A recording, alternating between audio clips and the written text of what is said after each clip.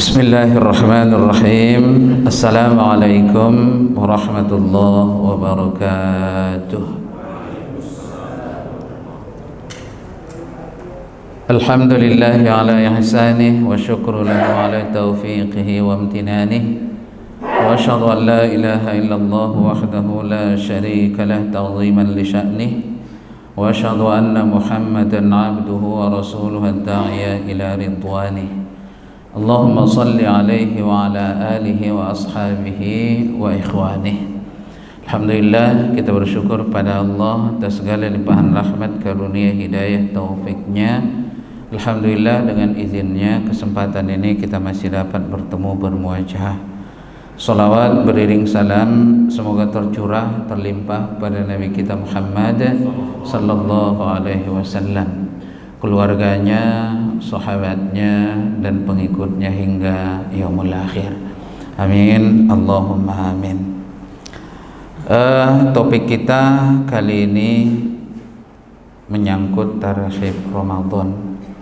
Tarhib itu artinya mengucapkan selamat datang kepada bulan Ramadan. Allah Subhanahu wa taala berfirman di dalam Surat Al-Baqarah ayat 183, Ya ayyuhalladzina amanu, wahai orang-orang yang beriman, kutiba alaikumus siyam, diwajibkan atas kalian saum. Ayat ini turun lebih kurang pertengahan bulan Sya'ban tahun kedua Hijriah.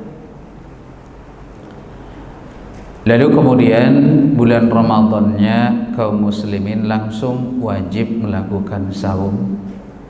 Maka dari itu saum pertama kaum muslimin, para sahabat radhiyallahu anhum, adalah tahun yang kedua Hijriah. Hampir 2 tahun Nabi sallallahu alaihi wasallam berada di kota Madinah. Kama kutiba 'alal ladzina min qablikum, sebagaimana telah diwajibkan atas orang-orang sebelum kalian. Artinya seluruh agama samawi itu memiliki saum, namun saumnya itu beda-beda. Saum orang Yahudi beda, saum orang Nasrani juga beda. Kalaupun kita tidak pernah mendengar bahwa ada saum bagi orang Nasrani atau orang Yahudi, tapi kalau kita bertanya kepada mereka, mereka menyatakan ada. La'allakum tattaqun, agar kalian bertakwa. Maka ini adalah tujuan akhir dari ibadah saum sejak dari tahun kedua Hijriah yang lalu.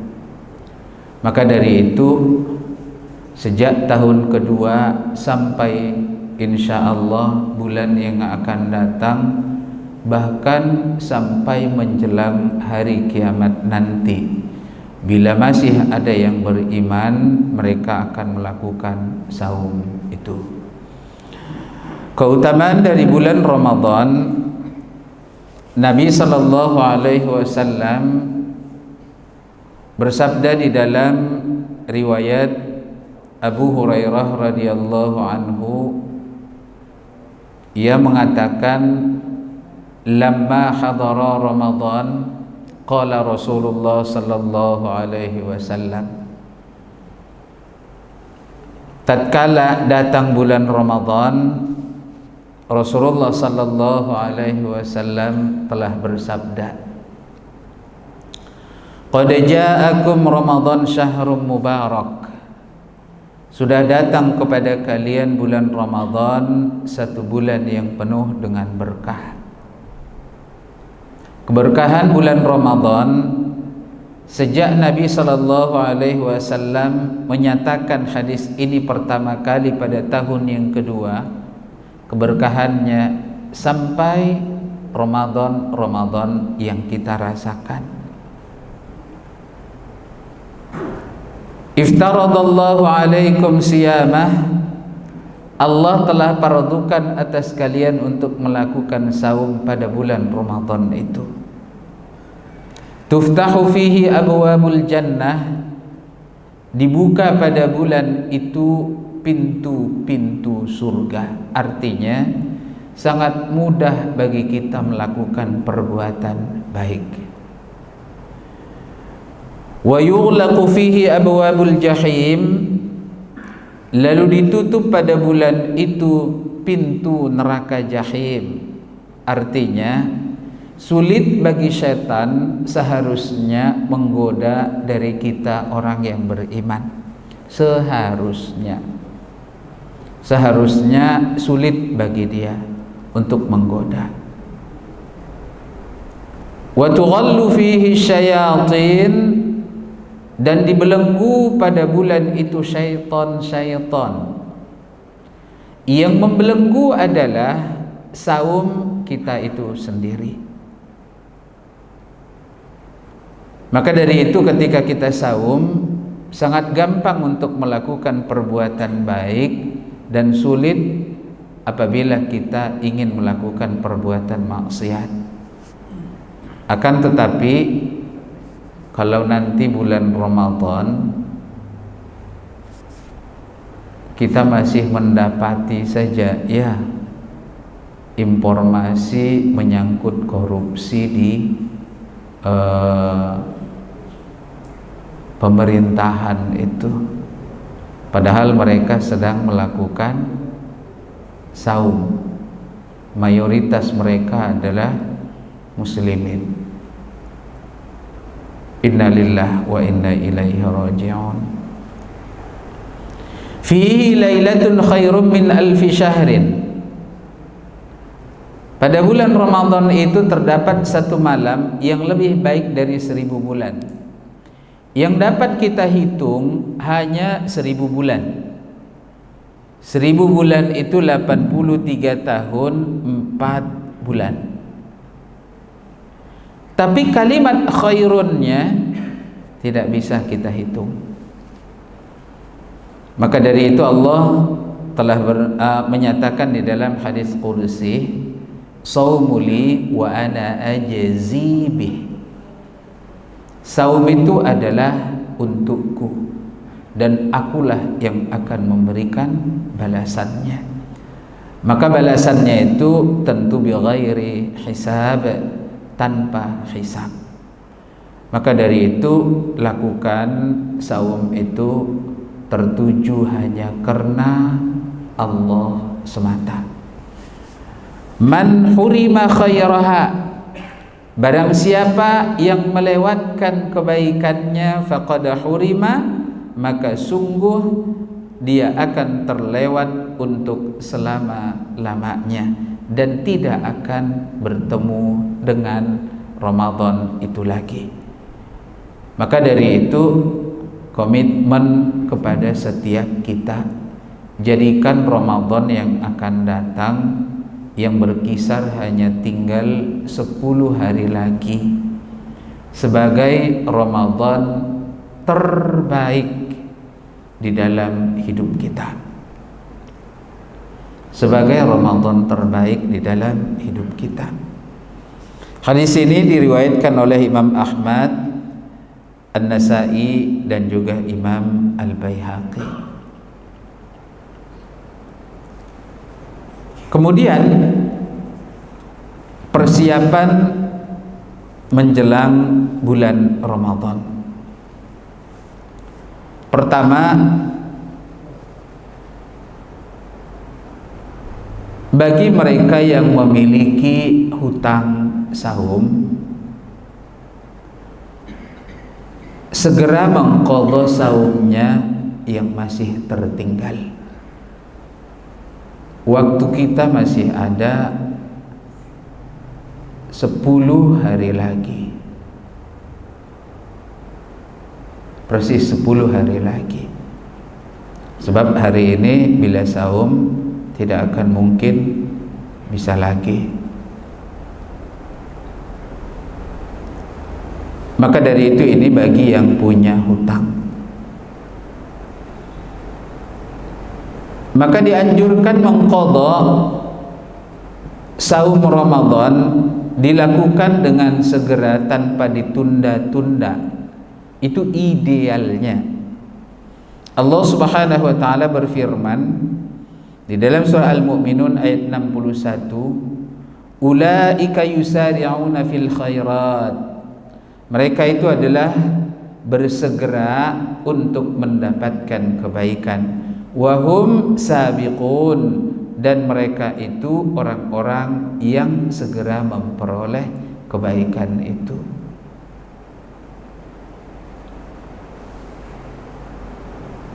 Maka dari itu Aisyah radhiyallahu anha, istri Nabi sallallahu alaihi wasallam, beliau mampu untuk membayar saum Ramadannya itu pada bulan Sya'ban tahun berikutnya. Diriwayatkan secara muttafaqun alaih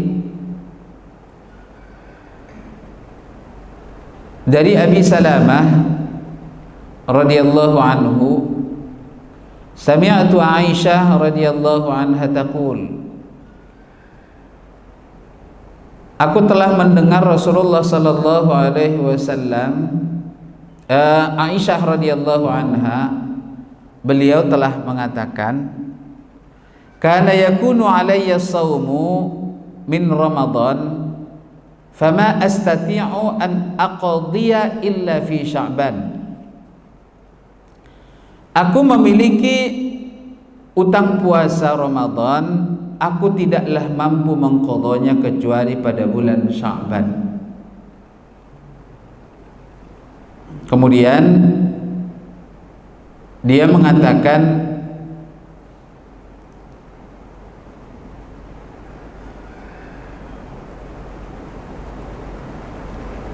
qala Yahya, berkata Yahya, salah satu dari sanad hadis, asy-syughlu minan nabiyyi aw bin nabiyyi sallallahu alaihi wasallam. Disebabkan Aisyah radhiyallahu anha, beliau terlalu sibuk dalam mengurus Nabi sallallahu alaihi wasallam. Maka dari itu hendaklah setiap kita saling mengingatkan menyangkut apabila masih ada utang dari saum. Tapi kami yakin kalau kita insya Allah selesai semuanya dari saum yang sudah lalu. Kemudian yang kedua adalah persiapan maknawiyah, artinya memperbanyak saum sunnah di bulan Sya'ban.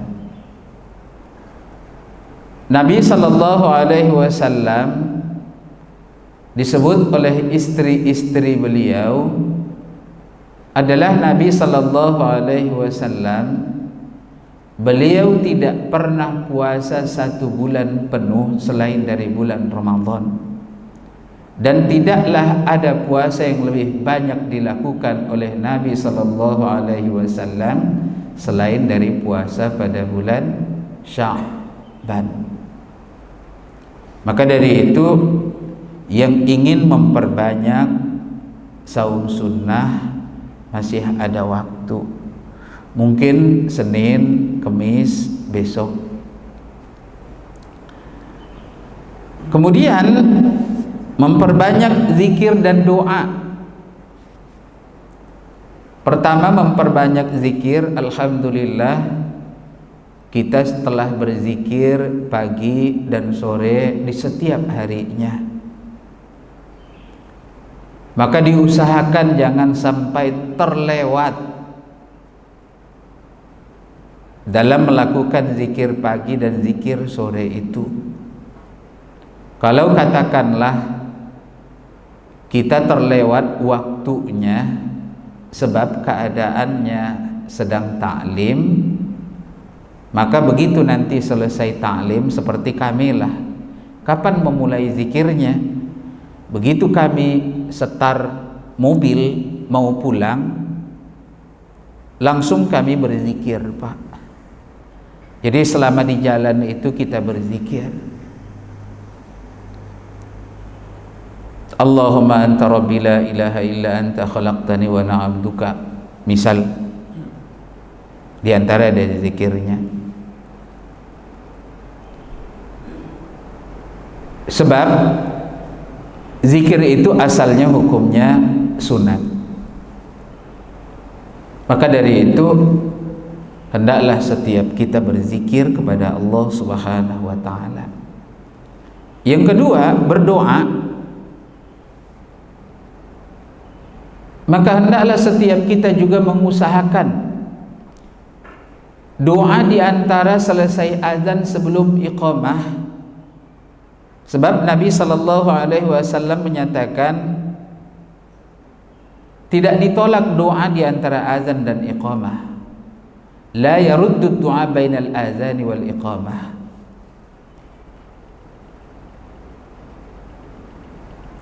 Maka apa saja yang mau kita doakan terserah. Mau minta kebahagiaan dunia silahkan, mau kebahagiaan akhirat silahkan. Tapi yang tidak boleh kita lupakan memohonkan ampun atas dosa kita dan dosa ayah dan ibu kita. Kalau itu jangan sampai lewat. Diusahakan setiap waktu kita berdoa kepada Allah Subhanahu wa taala.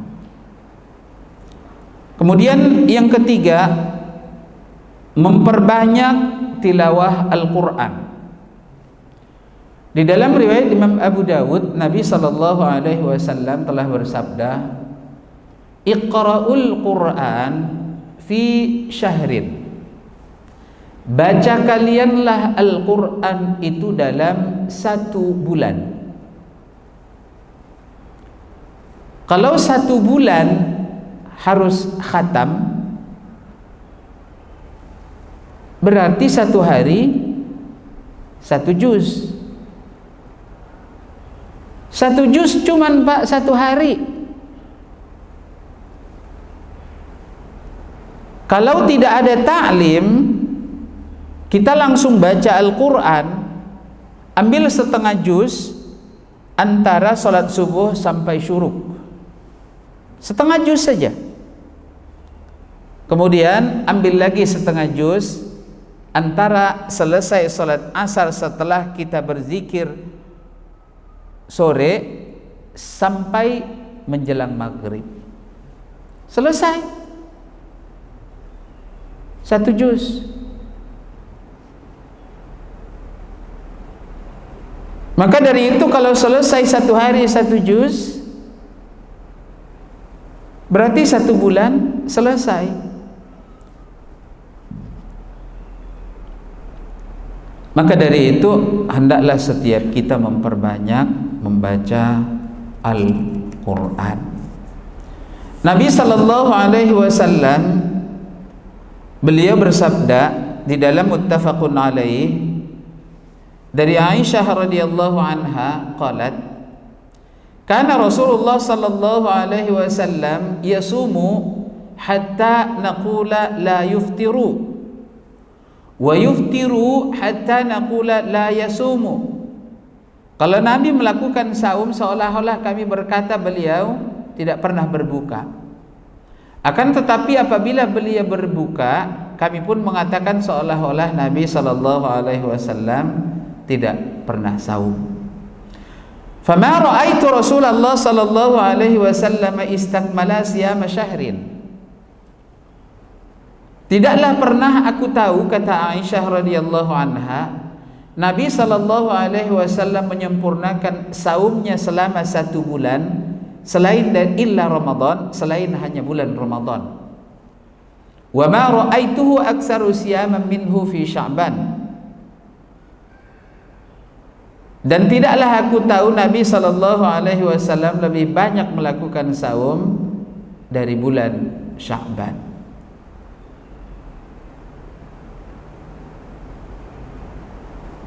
Hadis ini diriwayatkan oleh Imam Al-Bukhari, Imam Muslim, Diriwayatkan juga oleh Imam Abu Dawud, An-Nasai dan juga Imam Ibnu Majah. Fikih hadis. Hadis ini menunjukkan Rasulullah sallallahu alaihi wasallam tidak pernah puasa sebulan penuh kecuali bulan Ramadan saja. Sebab hal tersebut merupakan puasa wajib terhadap kaum muslimin. Adapun puasa sunnah, maka kebanyakan puasa Nabi sallallahu alaihi wasallam adalah pada bulan Sya'ban. Hadis yang kedua, Nabi sallallahu alaihi wasallam bersabda, An Ummi Salamah qalat, ma ra'aitu an-nabiy sallallahu alaihi wasallam yasumu syahrain mutatabi'ain illa Sya'ban wa Ramadan. Tidaklah pernah aku tahu Nabi sallallahu alaihi wasallam melakukan saum 2 bulan berturut-turut kecuali bulan Sya'ban dan bulan Ramadan. Maka hadis ini diriwayatkan oleh Imam Abu Dawud, At-Tirmidzi, An-Nasai dan Imam Ad-Darimi. Fikih hadis.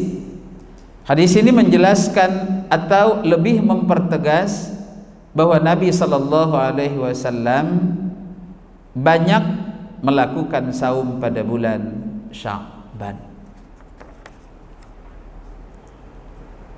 Wallahu a'lam. Ini agak banyak hadisnya ya. Silahkan nanti dibaca. Kemudian ada persiapan yang harus kita lakukan yang disebut dengan persiapan fikriyah. Artinya otak kita harus ada tambahan ilmu. Maka dari itu hendaklah kita pertama mengikuti kajian, yang kedua membaca buku-buku hadis, terlebih kitab fikih, dan juga bila ada seminar ketika menjelang bulan Ramadan berusaha untuk mengikutinya. Dengan harapan dan doa semoga dapat menambah ilmu bagi kita. Adapun persiapan jasadiah, yaitu agar kita menjaga kesehatan dengan menjaga kebersihan rumah, juga lingkungan, konsumsi makanan dan minuman sehat, tentu yang halal dan juga bergizi. Maka dari itu ini kami menyarankan agar setiap kita mau berolahraga dengan teratur. Maka tinggal disisain saja waktu dalam satu hari kapan. Mungkin jam 1 siang kita jalan itu Pak. Seperti kami kalau bisa 2 waktu, jam 11 sampai sebelum zuhur, baru kemudian habis asar setelah membaca sebelum kita membaca Al-Quran, lalu kemudian mandi, lalu kemudian baca Al-Quran setengah juz. Lalu kemudian ada juga persiapan maliyah, yaitu persiapan harta. Menabunglah sebagian dari harta sebagai bekal selama kelak di bulan Ramadan.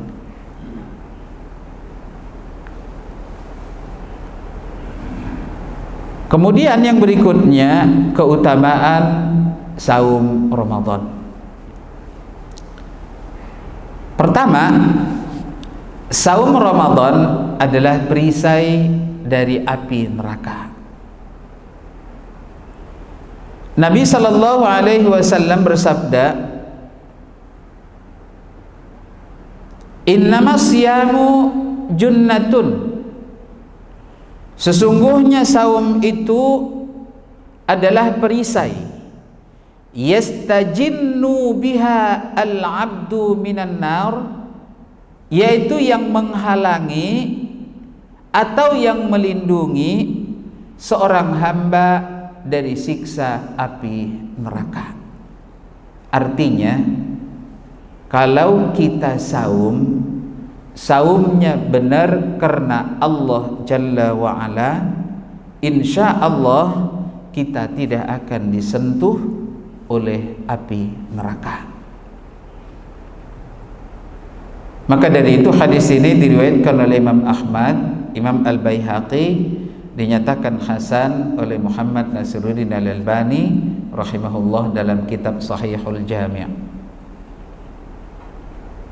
Maka dari itu ini adalah kabar gembira paling tidak bagi kita, agar kita tidak masuk neraka. Yang kedua, saum akan memberikan syafaat bagi yang menjalankannya. Nabi sallallahu alaihi wasallam telah bersabda,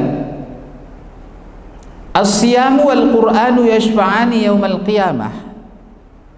Saum itu dan bacaan Al-Qur'an itu kelak dapat memberikan syafaat pada hari kiamat. Yaqulus siyam, maka berkata saumnya, ay rabbi mana'tuhu at-ta'am wasyahwat bin nahar fasyaffi'ni fihi. Ya Allah, aku telah mencegah dia dari makan dan syahwat pada siang hari, maka jadikanlah aku syafaat bagi dia.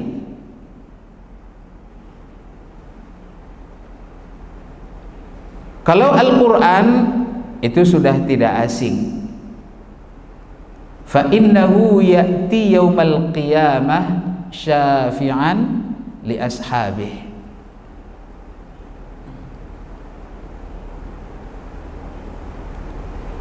Jadi Allah Subhanahu wa taala, Nabi sallallahu alaihi wasallam telah menyatakan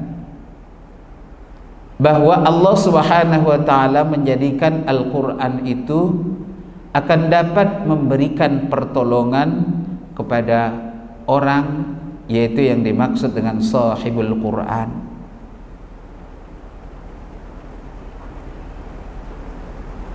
Kemudian orang yang berpuasa akan mendapatkan ampunan dosa. Sebelum dia masuk ke dalam sorga, dosanya tentu banyak. Maka dengan saum Allah akan mengampuni dosa kita. Sekalipun dosa yang dimaksud di dalam hadis ini adalah dosa-dosa kecil, bukan dosa besar.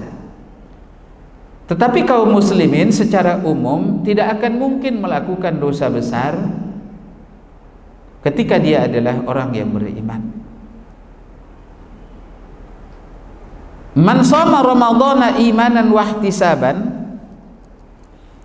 barang siapa yang saum Ramadan karena iman dan mengharap keridhaan Allah, ghufira lahu ma taqaddama min dzambihi, maka diampuni bagi dia apa yang telah dia lakukan dari dosanya. Maka dari itu Allah akan mengampuni dosa-dosa kita. Hadis ini sahih, diriwayatkan oleh muttafaqun alaih. Kemudian dapat masuk surga dari pintu Ar-Rayyan. Ini besoklah ya. Hadis juga diriwayatkan muttafaqun alaih. Kemudian yang berikutnya, bagaimana sih cara berpuasa yang benar itu? Paling tidak dengan harapan agar saum-saum kita bisa mendekati kepada saum Nabi sallallahu alaihi wasallam sekalipun tidak sama persis. Pertama, hendaklah berniat pada malam hari sebelum terbit fajar. Kemudian sunnah mengakhirkan sahur. Nabi sallallahu alaihi wasallam telah bersabda, "Man lam yubayyiti siyama qabla al-fajri fala siyama lahu." Barang siapa yang tidak menetapkan niat sebelum terbit fajar atau sebelum masuk waktu subuh, maka tidak sah saumnya. Kalimat saum dalam hadis ini adalah saum yang wajib. Kalau saum sunat, boleh berniatnya sesudah siang, selama belum makan apa-apa dari subuh. Tapi kalau saum wajib tidak bisa. Maka harus kita menanamkan niat di dalam hati sejak sebelum terbitnya fajar.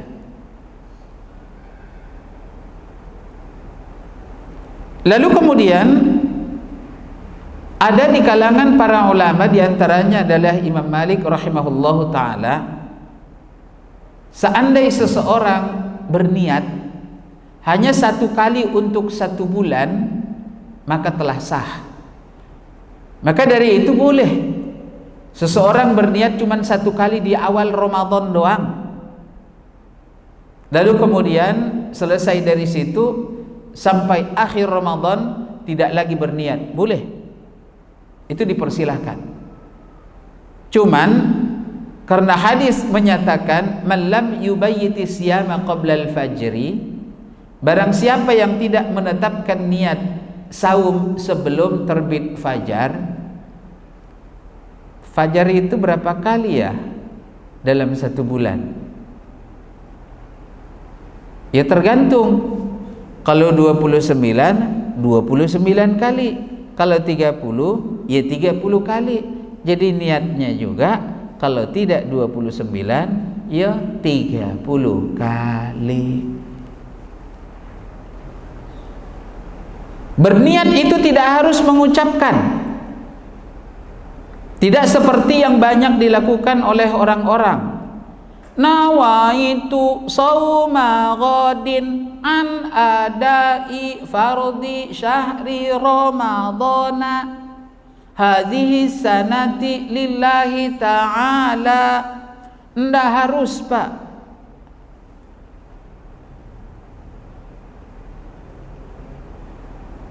Nggak harus.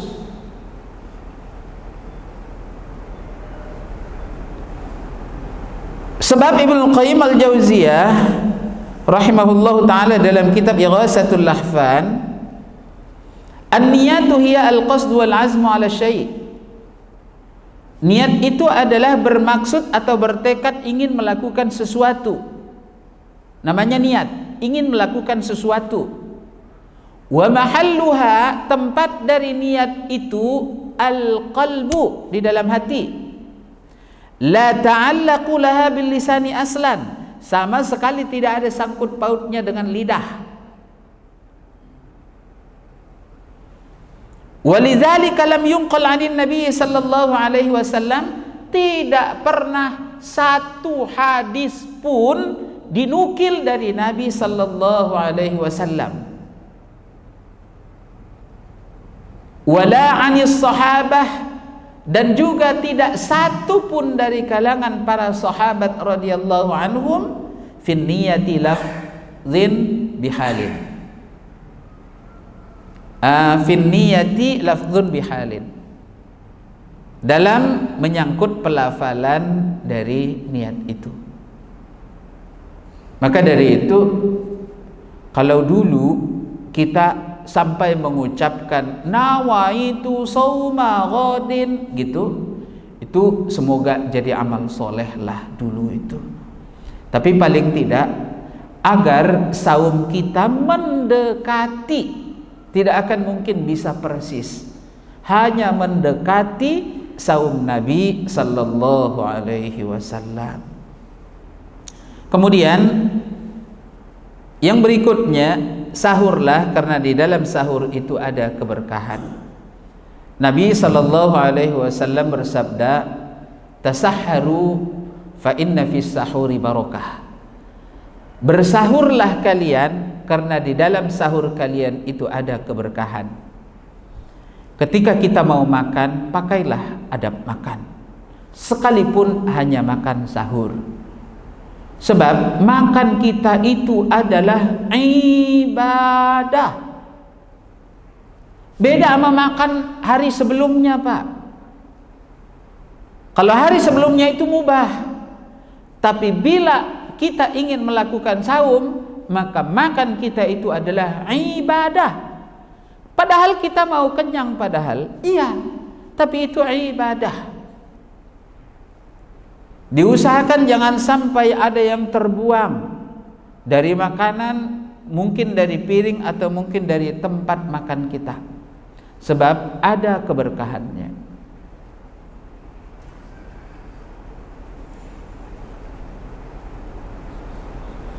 Yang kedua, tasahharu walau bi jur'atin mimma. Bersahurlah kalian sekalipun hanya seteguk air. Jadi sekalipun satu saat kita kesiangan, cuman minum segelas air, itu juga kita sudah sahur, Pak. Sudah sahur kita. Sekalipun seteguk air, itu sudah sahur. Lalu kemudian boleh jadi satu saat kita benar-benar kesiangan. Nabi sallallahu alaihi wasallam telah bersabda, idza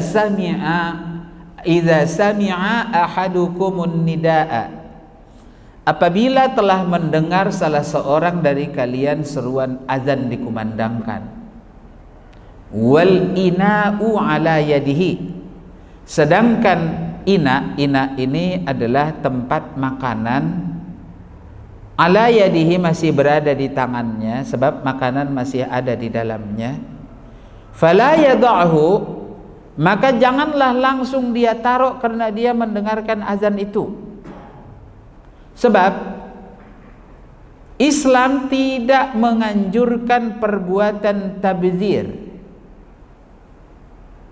dan Islam tidak menyukai tabdzir, dan orang yang mubazir adalah temannya setan.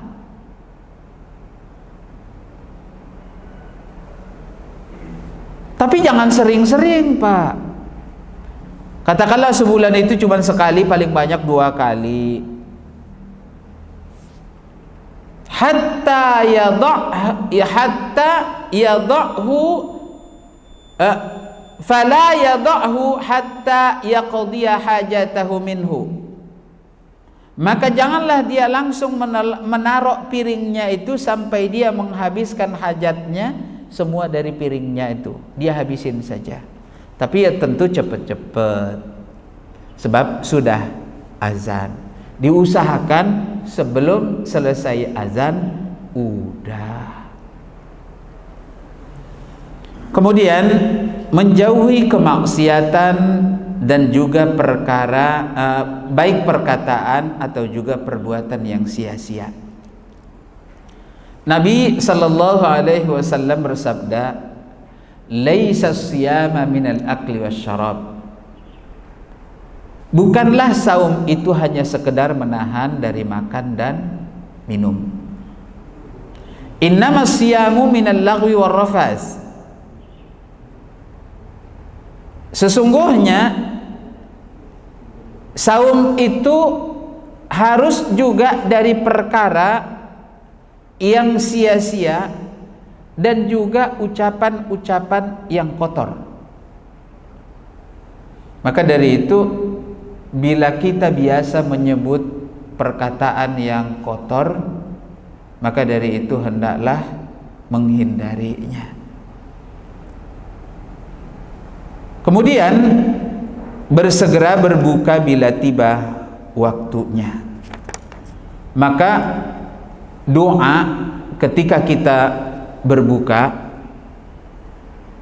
yang sharih dari Nabi sallallahu alaihi wasallam adalah zahabadh dhama'u wa batallatil uruqu wa sabatal ajru insya Allah. Maka hadis ini diriwayatkan oleh Imam Abu Dawud, Ad-Daruqutni, dan dinyatakan muhakkik hadis, dinyatakan hasan oleh Ibnu Hajar Al-Asqalani di dalam kitab Hidayatul Ruwah. Maka dari itu juga dihasankan oleh Muhammad Nasiruddin Al-Albani rahimahullahu ta'ala. Lalu menyangkut doa Allahumma laka sumtu ala rizkika aftartu, itu juga diriwayatkan oleh Imam Abu Daud tapi dengan sanad yang dhaif. Tapi karena dia hanya sebatas doa, boleh. Lalu kemudian ada satu lagi, Allahumma laka sumtu wa bika amantu wa ala rizkika aftartu. Hadis ini diriwayatkan oleh Imam Malik dalam kitab Al-Muwatta. Tetapi sanad hadis ini juga adalah dhaif. Maka dari itu, masa kita mendahulukan yang dhaif ketimbang yang hasan? Maka dari itu seharusnya kami dulu Pak tidak tahu, sebab kita tidak mempelajari hadis dan belum mengerti kita menyangkut doa-doa. Pokoknya Allahumma laka sumtu wa bika amantu ala rizkika aftartu, itulah yang dapat kita kita bacakan doanya. Dan juga doa-doa yang lain selama berasal dari hadis Nabi sallallahu alaihi wasallam. Wallahu alam, mungkin ini tidak akan bisa selesai ya. Kemudian ketika kita berbuka, dikit lagi. Pertama, bila memungkinkan, berwuduklah sebelum kita berbuka kalau bisa. Cuman kalau tidak bisa, berwuduk setelah berbuka. Baru kemudian berbukalah dengan makanan yang sekedarnya. Nabi sallallahu alaihi wasallam ia sudah menyatakan, idza aftara ahadukum falyuftir ala tamrin. Apabila berbuka salah seorang dari kalian, maka hendaklah ia berbuka dengan beberapa butir korma, paling tidak 3 butir korma. Fa illam tajida, kalau tidak ada, falyuftir ala ma'in fa innahu tahurun, maka hendaklah ia berbuka dengan air putih maksudnya, karena sesungguhnya air putih itu adalah suci. Kemudian jangan lupa tetap menjawab azan saat dikumandangkan. Lihat aja Pak besok ketika kita berbuka jama'i, ketika azan dikumandangkan kan waktu sedang berbuka. Ketika waktu sedang berbuka, ada ndak yang jawab azan ya? Karena asiknya itu makan sampai lupa Pak dia menjawab azan. Padahal azan adalah sebuah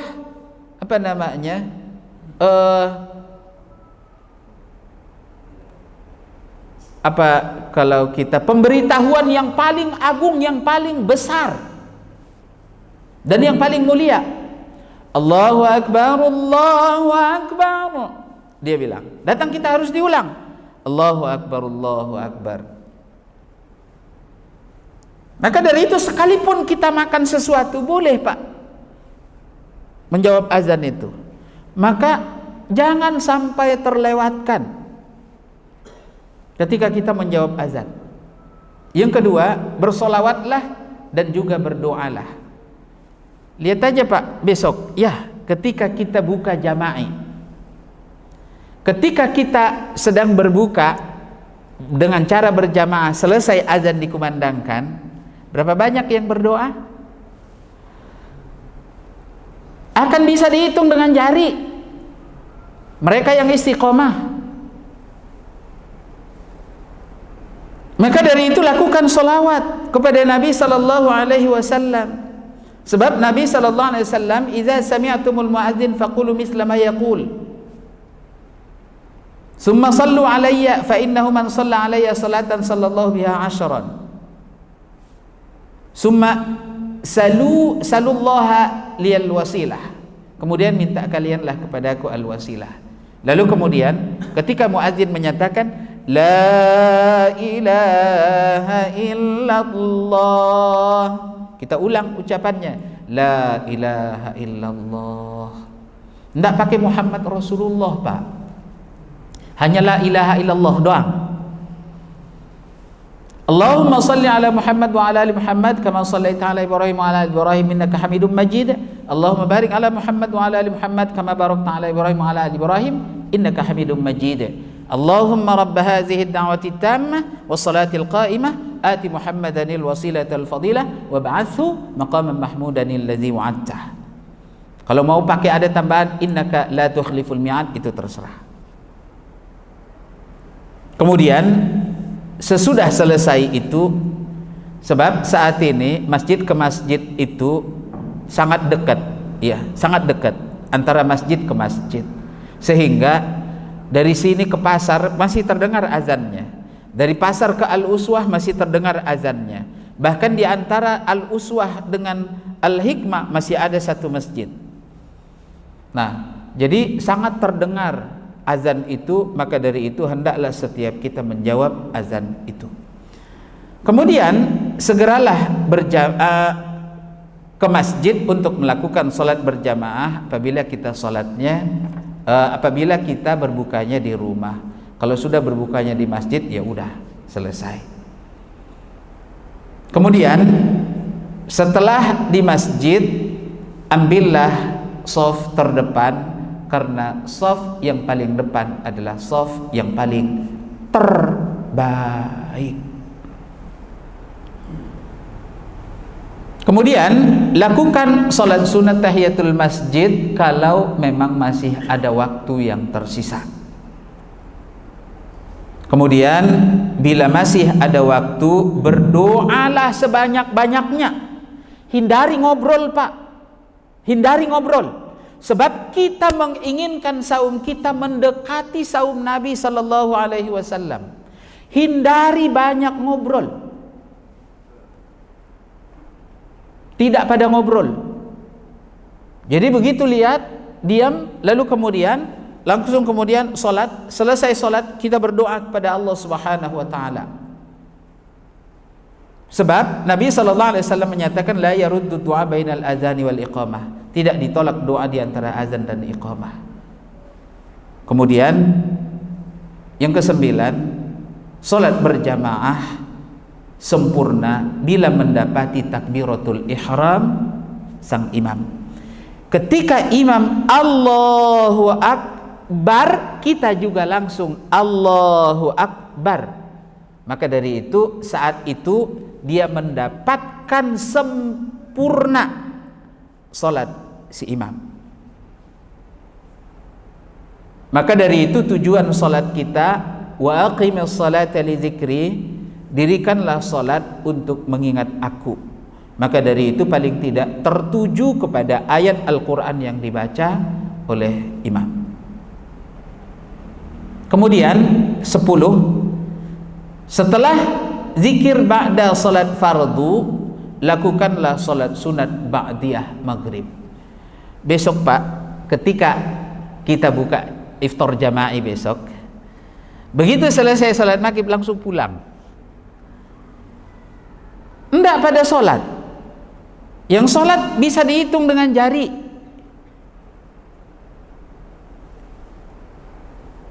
Kenapa? Karena pengen langsung melanjutkan buka yang tadi.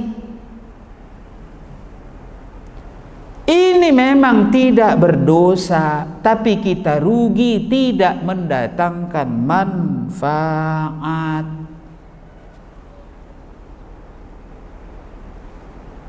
Lalu kemudian berikutnya dapat melanjutkan berbuka sebelumnya setelah kita sholat sunat ba'diyah maghrib. Wallahu a'lam. Mungkin sampai di sini dulu yang dapat kita bicarakan. Semoga saja para asatizah akan membicarakan yang lain pada kesempatan yang akan datang. Wallahu a'lam. Sebelum kita tutup, ada yang mau nanya? Iya, Ustaz. Masya Allah. Banyak yang kita serap. Namun Ustaz, ada seringkali hal-hal yang dilakukan pada saat Ramadan, hal-hal yang kurang produktif. Misalnya dari sebagian anak kita suka boleh. Yang kedua, kadang-kadang kita seharian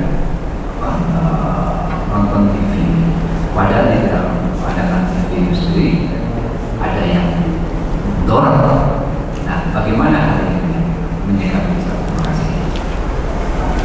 Alhamdulillah, sejak dari televisi berubah dari monolog ke digital, Pak, jadi harus beli STB lagi baru kemudian bisa nyala. 3 televisi saya di rumah, 3, tidak satu pun yang memiliki STB. Alhamdulillah, itulah caranya satu-satunya. Alhamdulillah, kemarin ketika pemerintah merubah dari sistem televisi dari monolog ke digital, jadi saya tidak lalu kemudian saya memang langganan wifi, tetapi saya tidak berlangganan menyangkut televisinya. Itu adalah salah satu dari cara. Cuman kalau Bapak sudah ada, ya udah wassalam, Pak. Ya contoh aja lah yang kita buat, kita jangan nonton TV, Pak. Sebab pengiklannya itu juga diantaranya rokok. Pengiklannya itu rokok. Pengiklan para asatizah itu adalah rokok. Memang saat ini sudah dibuat sedemikian rupa. Iklan rokok itu seolah-olah hilang dari televisi, ya. Tapi nanti ketika bulan Ramadan, ya, lihat saja nanti akan ada iklannya. Iklan rokok itu. Cuman ya caranya cuman satu, Pak, itulah yang kami lakukan. Hilangkan TV, jaringan TV dari rumah kita. Selesai.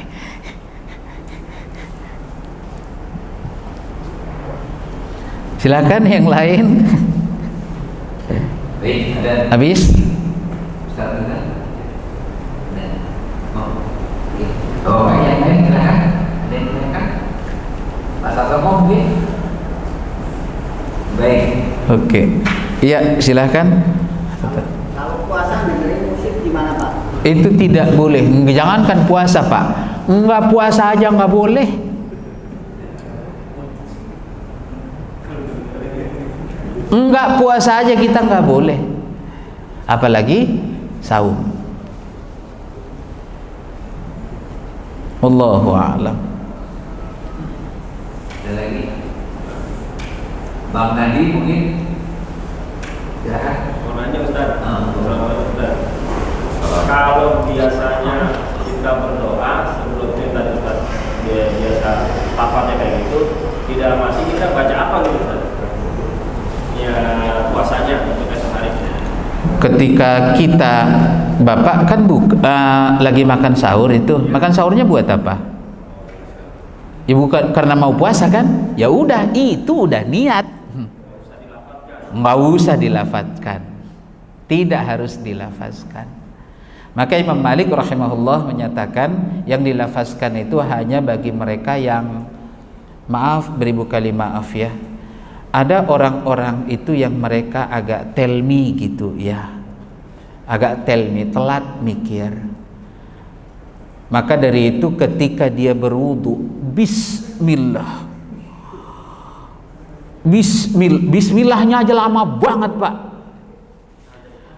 lama banget. Begitu sampai udah rakaat yang kedua baru selesai dia wudu. Itu orang yang was-was, kalau kita bilang orang was-was. Maka kalau dia boleh melafalkan niat, kalau dia itu boleh. Kata Imam Malik, dia boleh melafalkan niat. Maka pakai usolli juga kalau sholat itu boleh. Cuman kalau usolli fardhu, kapan cocoknya? Nggak selesai. Udah padahal hampir 2 rakaat sholat baru Allahu Akbar. Nah, Imam Malik menyatakan kalau orang yang begitu, memiliki penyakit begitu, baru boleh. Kalau ndak begitu Pak, kita adalah orang normal. Kalau normal ya udah, keinginan dalam hati itu sudah niat. Ketika kita bangun aja, bangunnya mau ngapain? Mau makan sahur, sahurnya mau ngapain? Mau saum, ya udah selesai. Ketika kita bangun saja itu udah diantara dari niat mau melakukan sahur. Oke. Assalamualaikum warahmatullahi wabarakatuh.